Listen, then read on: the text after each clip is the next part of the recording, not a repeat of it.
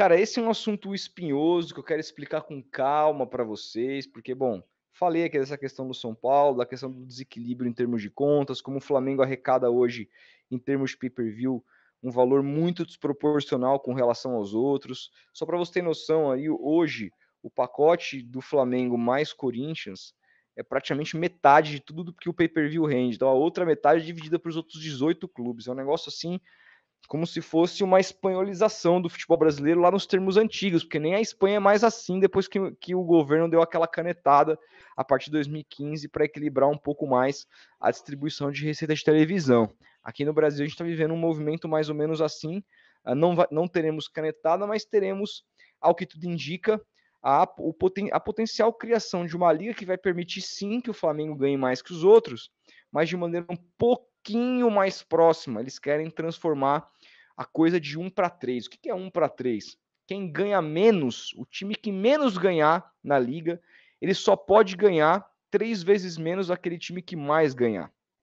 Essa é uma mudança fundamental que precisa acontecer. Até porque se você for pegar hoje o que mais ganha e o que menos ganha, a diferença é muito maior do que de 1 para 3. Então a liga vem com potencial de equilíbrio para aproximar as receitas de todos os clubes e com isso fomentar um campeonato mais interessante. Mas não só isso, vem também com o objetivo de angariar novas receitas a partir de negociações coletivas, a partir de um novo modelo de calendário, a partir de um novo modelo de governança corporativa, a partir de um novo modelo de comissionamento de arbitragem, enfim. Como a gente já sabe como as ligas são feitas aí fora pelo mundo, a gente está cansado de acompanhar, a ideia é que haja isso aqui no Brasil. Quais que são aí os grandes senões da liga? Hoje a gente vê dois grupos dissidentes, dois grupos que não concordam um com o outro, que é a Libra e a Liga Forte Futebol.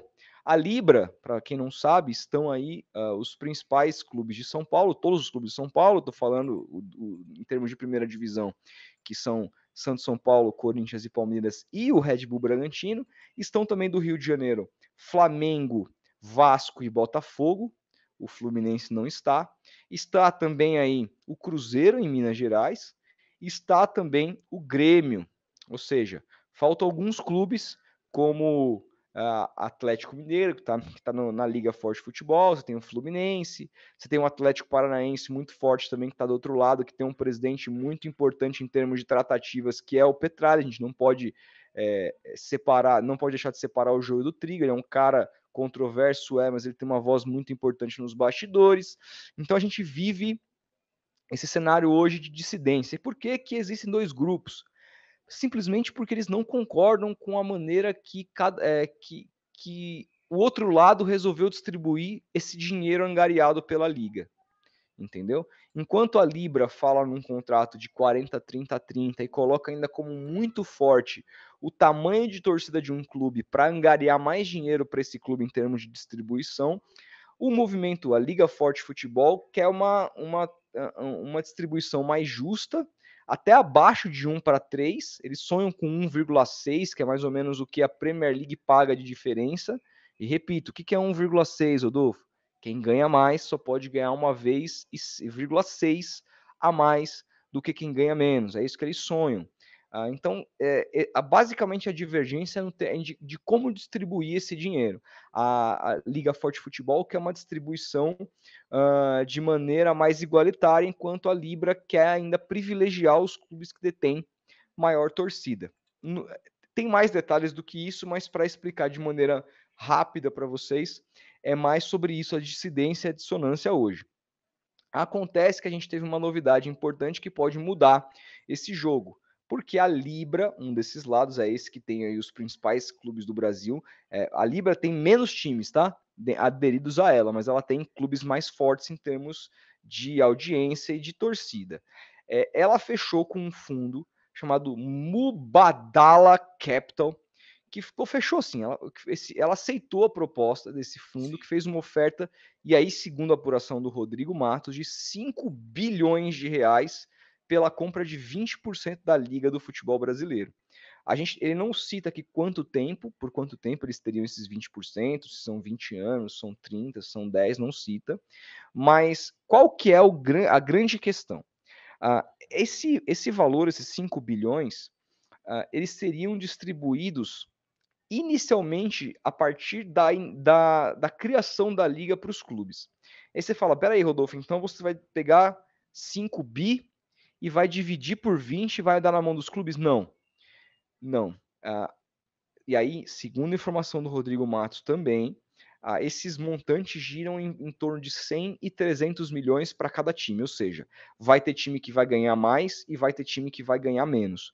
Flamengo, Palmeiras e Corinthians encabeçariam essa lista, iria caindo conforme a quantidade de torcedores de cada time. Mas quem ganharia menos já levaria no ato da assinatura da liga 100 milhões de reais. Ninguém vai ganhar menos do que isso para assinar o contrato. E por que isso é importante? Porque com dinheiro na mão, a chance de você tirar times do outro lado acaba sendo maior. Afinal, você tem um investidor que vai pagar um valor no ato para você entrar nessa liga. Imagina hoje, na vida do próprio Fortaleza, que é um time que está aí cada vez mais saudável financeiramente, abrir o seu ano com 100 milhões a mais do nada, vindo de receita extraordinária, que é a adesão na liga. Isso faria uma diferença muito grande para o orçamento do clube. Então a Libra espera que com esse valor eles consigam atrair os clubes do outro lado. Uma outra apuração que o Rodrigo Matos fez, e a gente precisa falar, que é muito importante, que ele fala que acabaram as conversas entre os grupos, entre as ligas. Não existe mais conversa entre Libra e Movimento e Liga Forte Futebol. Qual que é agora o objetivo da Libra? É convencer os clubes do outro lado individualmente a mudarem de lado. Ou seja, a Libra vai conversar com esses clubes para puxarem ele para esse lado e cada vez então, quanto mais clubes ela aderir, mais forte em termos de bastidores ela fica. Em contrapartida, lá na apuração do Globo Esporte, do Martim Fernandes e do Vicente Seda, que são excelentes repórteres, eles dão a entender um outro lado, que é o seguinte: segundo eles não falam em termos de valores que a Mubadala ofereceu, eles não falam por quanto tempo também, mas eles falam uma coisa que é bastante importante: a Mubadala só quer fechar a Libra, a Liga que seja, por esse valor, se ela tiver certeza que todo o campeonato está unificado, que ela vai ter os 20 clubes. Ou seja, sem os 20 clubes, sem dinheiro. Na apuração do Rodrigo Matos, vai um pouco ao contrário disso. Segundo fontes do Rodrigo Matos, eles falam que, mesmo que eles não tenham a adesão dos 20 clubes, que a Mubadala vai comprar mesmo assim e que vai pagar um valor proporcional ao número de clubes que tiver na Série A. E aí, então, há uma incongruência de reportagens. Fontes diferentes dão informações diferentes para repórteres diferentes, mas ambos muito bons. Então, assim, aí entra, então, a minha análise de mercado aqui, que tem acompanhado e cobrido esse assunto de liga em muito tempo. Eu acho muito difícil, que qualquer que seja aí o fundo de investimento, que ele pague um valor bilionário por uma liga que não é uma liga, que ela é incompleta. A partir do momento que você tem 2 grupos dissidentes, você não tem uma liga. Se você tiver 15 clubes da Libra e que seja 5 da Liga Forte Futebol, você não tem. Vai ser um campeonato que vai continuar sendo organizado pela CBF. O calendário organizado pela CBF, a arbitragem organizada pela CBF. O que você vai ter são grupos de parceiros ao negociar um evento. Hoje você tem a lei do mandante, que permite os clubes que têm os seus jogos como mandante, que eles escolham sozinhos aonde esses jogos vão ser transmitidos, sem precisar da anuência do visitante, como era antigamente. A Libra tem clubes muito grandes, se ela quiser, mesmo sem liga, negociar direito de transmissão a partir desse grupo que eles têm, eles conseguem já viabilizar muito dinheiro, mas isso não é liga. Isso aí é parceria comercial para venda de direitos de televisão. Eu não acho que um fundo vai comprar parte de uma parceria de venda de direitos de transmissão.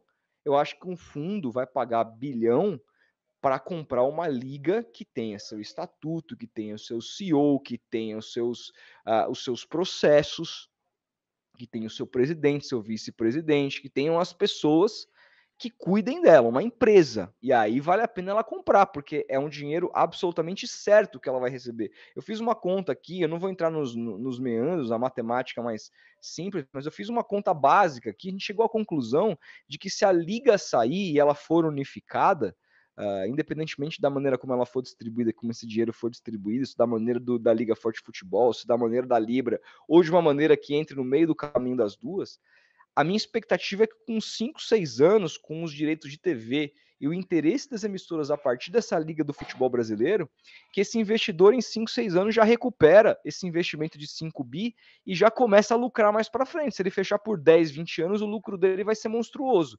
Mas para isso, a gente precisa de uma liga unificada. E aí, o que me chama atenção é essa estratégia da Libra de não conversar mais com a Liga Forte Futebol e sim atrair clubes de lá. Não me parece a estratégia mais correta e esse momento pode ser encarado pelo outro lado como uma traição. E aí a gente pode estar vendo aí uma quebra de confiança, uma dissonância ainda maior que pode ficar impossível lá na frente. Então, então agora tem dinheiro envolvido, a liga vai sair. Não tenha tanta certeza assim, tem muita coisa para acontecer. Vamos lembrar que a gente ainda está cedo, a gente está entrando em 2023, a gente tem mais ainda 2 anos de contrato dos clubes individualmente com a Globo, 2023 e 2024. A liga ela só poderia sair a partir de 2025.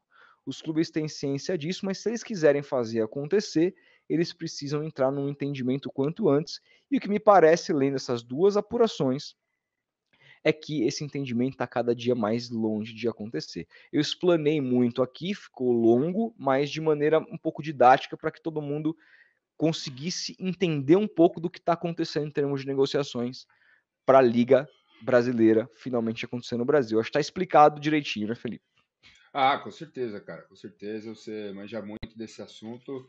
E eu só tenho a acrescentar que, como sempre no futebol brasileiro, quando o assunto é dinheiro, há desunião, há negociações puxando sempre, obviamente, nesse caso, cada um para o seu lado, e enfim, tem dois grupos, então neste momento, com dois grupos, não temos liga nenhuma ainda.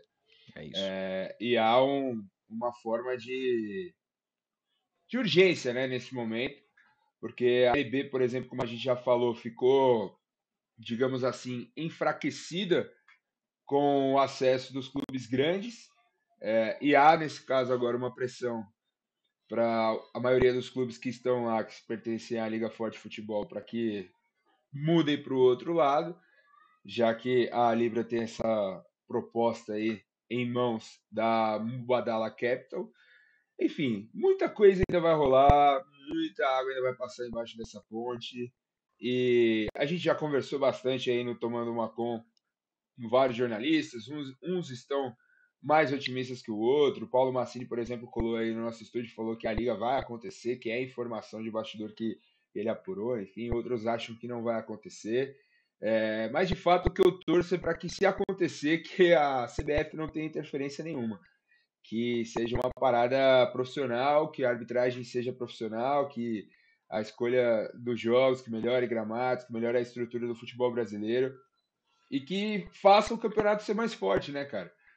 Acho que é essa a grande expectativa que a gente tem, o grande sonho do torcedor é que a liga de fato venha para equiparar um pouco mais as forças e fazer com que o nosso futebol seja mais forte, seja melhor tratado como produto internacionalmente, que o Brasil se solidifique como uma grande liga no mundo, que todo mundo fala, é o quinto maior campeonato do mundo, o mais difícil do mundo, etc.